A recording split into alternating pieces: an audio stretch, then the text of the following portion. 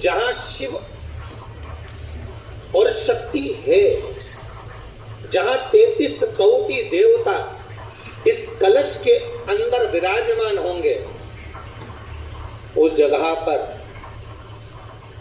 स्वयं कंठ पर जहां पर मेरा निवास होगा, उस जगह पर ये आम के पल्लव अमृत के तुल्य माने जाएंगे और इनका निवास हमारे ही हाथ में, हमारे ही हस्त कमल में विराजमान होगा, हमारे ही हाथ।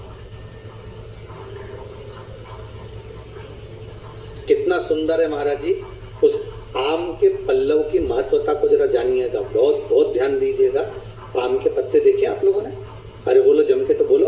देखें, उसका प्रयोग कभी आप लोगों ने करा? आम के पत्ते का कभी प्रयोग कर देखिएगा। अभी तो नवरात्रि चल रही है, नवरात्रे में जब 5वां दिन नवरात्रे का रहे, चैत्री नवरात्रे का 5वां दिन रहे, और मान लो कि आपके घर में किसी बच्चे की, लड़के की या लड़की का या मंगल विवाह नहीं हो रहा हो या शादी नहीं हो रही हो, या उस लड़के लड़की के लिए बहुत प्रयास कर लिया आपने, उसकी शादी हो ही नहीं, अथक प्रयास आपने कर लिया और उसका मंगल विवाह नहीं हो रहा, तो ये देवी भागवत में स्पष्ट कहा गया, देवी भागवत में वर्णन किया गया, देवी भागवत में वर्णित किया गया।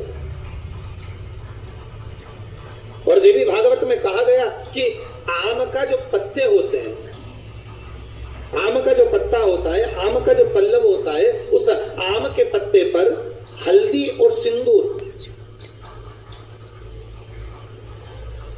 इन दोनों से स्वस्तिक का निर्माण किया जाए। देवी भागवत का संवाद है, बहुत ध्यान देना महाराज। जिन कन्याओं का विवाह ना हो पंचमी के दिन, नवरात्रि की कोई सी भी पंचमी, मतलब जो पंचमी तिथि पड़ेगी, कोई भी नवरात्र हो, चाहे वो 4 नवरात्र में से, चाहे वो पौष का हो, अश्विन का हो, चैत्र का हो, आषाढ़ का हो, किसी भी नवरात्र में आप कर सकते हैं। एक पान के पत्ते पर, एक ही पत्ते पर जो 2 स्वस्तिक बनेंगे, एक हल्दी का बनेगा, एक सिंदूर का बनेगा।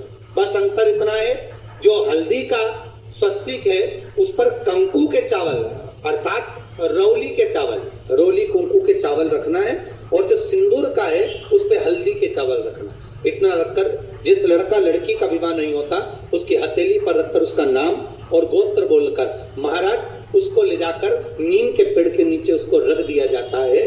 मात्र 3.5 या 4 महीने ऐसे रहते हैं जिसके अंदर उस लड़का लड़की का विवाह पक्का हो जाता है। जिसका विवाह नहीं होता केवल उसी के,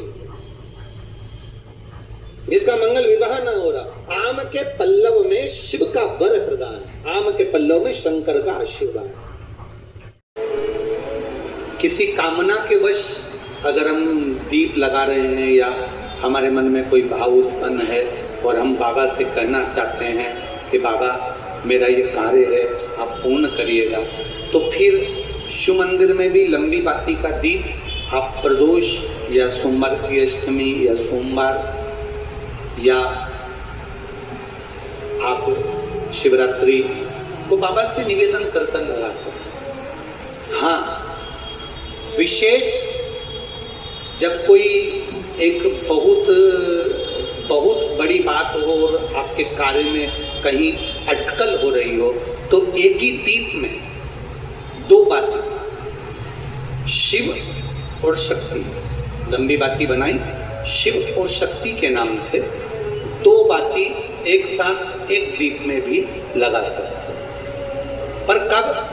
जब विशेष कोई आपका कार्य है और वो अटक रहा।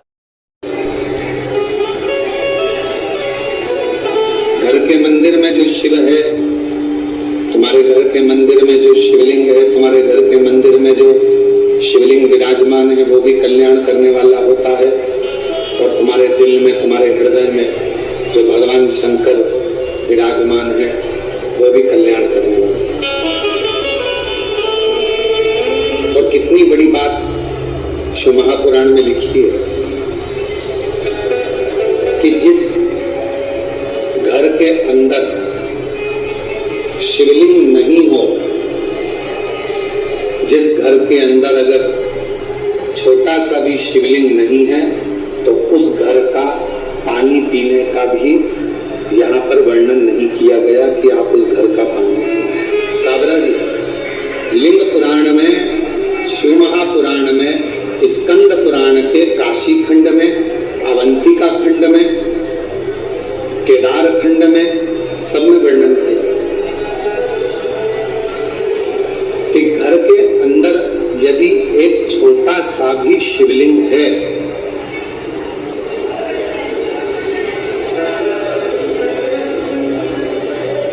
घर के अंदर यदि एक छोटा सा भी शिवलिंग है, छोटा सा, और वो घर फिर किसी का भी हो, अगर छोटा सा शिवलिंग घर के अंदर है फिर वो घर किसी का भी, उस घर का जल स्वयं गंगा के जल के बराबर।